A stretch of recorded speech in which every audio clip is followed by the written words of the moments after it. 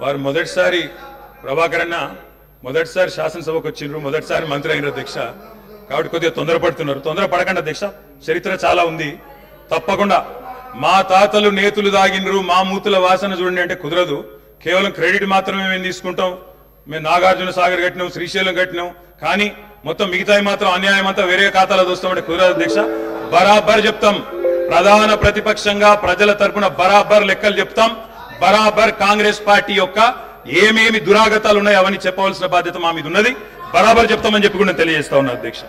అధ్యక్ష, పడావుబడ్డ భూములు, పాడుబడ్డ ఇండ్లు, ఆకలి కేకలు, ఆత్మహత్యలు, వలసలు, కరువులు, కర్ఫ్యూలు, ఎన్కౌంటర్లు, కరెంటు కోతలు, కటిక చీకెట్లు, నెర్రలు బారిన నేలలు, నెత్తురు గారిన నేలలు. ఇదే కదా ఆనాటి మీ గొప్ప ఘనత వహించిన ప్రభుత్వంలో ఆనాడు మీరు చూపెట్టిన అద్భుతాలు ఇవే కదా అధ్యక్ష. ఒక్క మాటలో చెప్పాలంటే అధ్యక్ష, వీళ్ళ పాలనలో తాగునీటికి దిక్కులేదు, సాగునీటికి దిక్కులేదు, కరెంట్ అనేది అడ్రసే లేదు.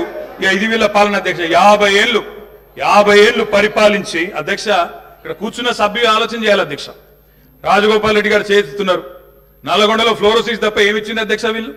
నల్లగొండలో ఫ్లోరోసిస్ తో 1,50,000 మంది నడుములు వంగరబోతుంటే మునుగోడు నియోజకవర్గంలో ఒక్కసారి నాకు ఒక కాంగ్రెస్ సభ్యుడు మాట్లాడింది అధ్యక్ష. అధ్యక్ష అధ్యక్ష సబ్జెక్టే మాట్లాడుతున్నా అధ్యక్ష. తర్వాత సభ్యుడికి ఇష్టం వచ్చినంత టైం ఇవ్వండి, మాట్లాడినివ్వండి, మాకు అభ్యంతరం. I'm not yielding sir, I'm not yielding అధ్యక్ష. నల్లగొండలో ఫ్లోరైడ్ బాధలు, దేవరకొండలో పసిపిల్లల అమ్మకాలు, పాత బస్తీలో మైనారిటీ తీరని బాలికల వివాహాలు, మహబూబ్ నగర్ లో గంజి కేంద్రాలు, పాలమూరు నుంచే 14 లక్షల మంది వలసలు ప్రతి సంవత్సరం. అధ్యక్ష, ముఖ్యమంత్రి రేవంత్ రెడ్డి గారి సొంత నియోజకవర్గం కొడంగల్లో ప్రతిరోజు 2 బస్సులు అధ్యక్ష బొంబాయికి పోయేది. కొడంగల్లో, నారాయణపేటలో, మక్తల్లో ప్రతిరోజు 2 బస్సులు. అదేవిధంగా అధ్యక్ష, ఆ బస్ స్టాండ్కు పోతే ఆ వలసలను చూసి సలసల కాగే కన్నీళ్లను గారుస్తూ ఆ భార్య పిల్లల ఏడుపులు. అదేవిధంగా 50 ఎకరాలు ఉన్న రైతైనా సరే అధ్యక్ష, తెలంగాణలో ఆనాడు కాంగ్రెస్ పరిపాలన ఎంత గొప్ప పరిపాలన అంటే అధ్యక్ష, మహబూబ్ నగర్ లో 50 ఎకరాలు ఉన్న రైతైనా సరే గుంపు మేస్త్రిగా పనిచేసే దుస్థితి అధ్యక్ష. హైదరాబాద్ కు వచ్చి కూలీ చేసుకునే దుస్థితి. ఇది వాస్తవం అధ్యక్ష, వారికి కూడా తెలుసు. ఒక్క మాటలో చెప్పాలి అంటే తప్పకుండా చెప్తాం అని చెప్తాం. గౌరవ అధ్యక్ష కేటీఆర్ గారు చెప్తా గౌరవ కేటీఆర్ గారు ఒక్క నిమిషం, డిప్యూటీ సీఎం గారు మాట్లాడతారు. అధ్యక్ష, ప్రభుత్వం మారింది, ప్రజలు అత్యంత ప్రజాస్వామ్యతంగా తీర్పిచ్చారు. మేము చాలా విశాల హృదయంతో ప్రభుత్వం తరఫు నుంచి చాలా స్పష్టంగా చెప్పాం. అత్యంత ప్రజాస్వామ్యయుతంగా సభను నడుపుకుందాం, ఉన్నటువంటి విషయాలపైన లోతుగా చర్చిద్దాం, నిర్మాణాత్మకమైనటువంటి సూచనలు మీరు ఏమిచ్చినా మేము తీసుకోవడానికి సిద్ధంగా ఉన్నామని చెప్తా ఉన్నాం.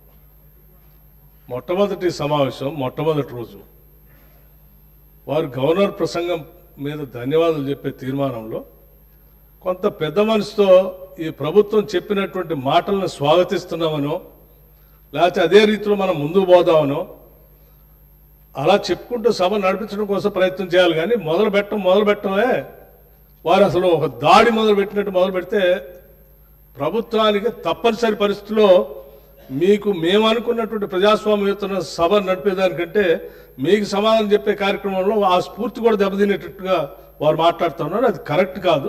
దయచేసి మీరు ఏం చేశారనుకుంటున్నారో చెప్పండి, మేము ఏం చేయాలనుకుంటున్నారో చెప్పండి. దాని ద్వారా రాష్ట్రానికి ఏమైనా చేద్దామనేటువంటి ఆలోచన ఉండాలి తప్ప మీరున్న టైంలో గంజ్ సెంటర్లు ఉన్నాయి, మీరున్న టైంలో అసలు నీళ్ళు ఏడలేవండి. ఆర్డబ్ల్యూఎస్ పథకం ద్వారా మొత్తం రాష్ట్రంలో దాదాపు 70 నుంచి 80% నీళ్లు ఇచ్చారు. మా ఆదిలాబాద్ నుంచి నేను ఖమ్మం వరకు చెప్తాను, నేను ప్రతి ఊరితో సహా లెక్కలతో సహా చెప్తాను. చివరి గోండుగూడెల్లో కూడా మీరు చెప్పినటువంటి ఆర్డబ్ల్యూఎస్ దాదాపు 43,000 కోట్ల రూపాయలతో ఖర్చు పెట్టారు. ఒక్క గ్రామంలో నీళ్లు వస్తున్నాయండి. ఇప్పటికి కూడా ఐటీడీ నీళ్ళే తాగుతూ ఉన్నాం, వేసినటువంటి బోర్లు బావిలో నుంచి నీళ్లు తాగుతున్నామని చెప్తా ఉన్నారు. మళ్ళీ అదేదో పెద్ద గొప్పగా చేసినట్టు చెప్తున్నారు. మీరు వచ్చిన తర్వాతనే నల్గొండలో నీళ్ళు వచ్చినాయి, అంతకుముందు నల్గొండలో నీళ్లు రాలేదా? ఫ్లోరోసిస్ ఎరాడికేషన్ కాలేదా? మీరు వచ్చిన తర్వాత మీకంటే ముందే జరిగింది. మీరు ఇంకా కట్టినటువంటి ఆర్డబ్ల్యూఎస్ పథకం కింద కట్టినటువంటి సంస్థల్ని, వ్యవస్థల్ని, ఆస్తుల్ని అన్నింటినీ కూడా ధ్వంసం చేసి తాళాలు వేసి పనికి రాకుండా చేశారు. వాటి మీద కూడా లెక్కలతో మేము బయటకు తీస్తాం, రివ్యూ చేస్తాం అధ్యక్ష. దయచేసి మీరు చెప్పండి. ఎస్, మీరు 10 ఏళ్ళు పాలన చేశారు, ప్రజలు తీర్పు ఇచ్చారు. ఈ తీర్పు ఇచ్చినటువంటి తీర్పు ద్వారా రేపొద్దున ఇంకా భవిష్యత్తులో ఈ రాష్ట్రాన్ని ఇంకా ఎంత ముందుకు తీసుకొని పోదాం. మీరు ఏదైనా ఉంటే నిర్మాత సూచనలు చేయండి. మేము వినడానికి సిద్ధంగా ఉన్నాం, అమలు చేయడానికి కూడా సిద్ధంగా ఉన్నాం.